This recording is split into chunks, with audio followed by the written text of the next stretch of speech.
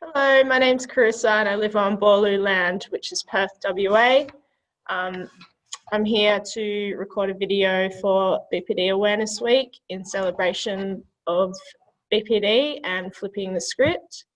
I think this year's theme is really valuable in terms of changing the narrative that people with BPD experience and turning that into a more positive light. So well done to everyone who has been involved in this campaign.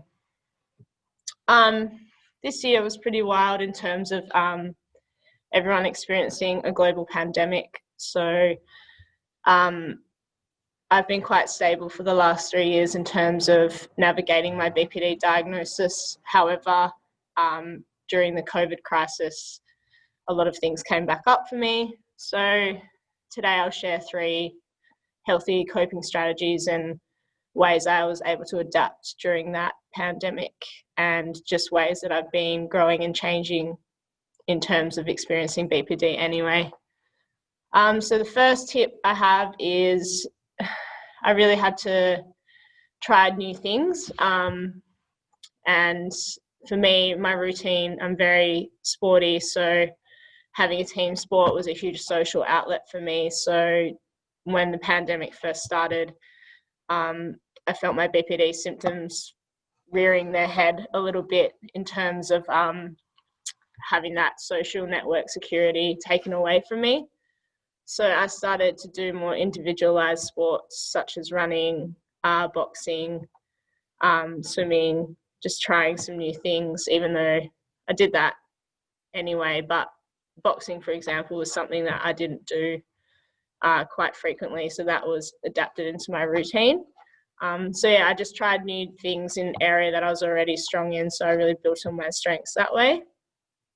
The second thing I did was hone back in on my dialectical behavioural therapy skills. I'm sure majority of the audience know what DBT is. However, DBT is made up of 4 modules, which is emotional regulation, interpersonal effectiveness, mindfulness, and distress tolerance.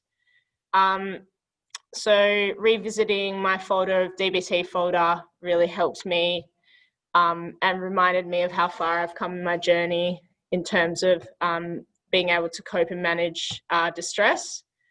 So I started to share my DBT skills every Sunday night on the internet so I could connect with people when we're in isolation as well, which really helped me feel part of community still. And I got some really good feedback with that. And then the third thing I did was I had to be honest with myself in terms of how I was feeling, and being okay that I was feeling dysregulated, and those familiar feelings were coming back up for me in terms of experiencing BPD, which I think was a normal human response to what we were all going through. So regardless of the label or not, the feelings that I was feeling during lockdown and during this year were completely valid, and learning to self-validate during that quite isolating period in my life really reminded me of how far I've come in terms of self-managing and being able to adapt in different circumstances. So yeah. I hope everyone has a really good BPD Awareness Week. Every day is a great day to raise awareness around BPD, and definitely the positives and building on the strengths that we all have.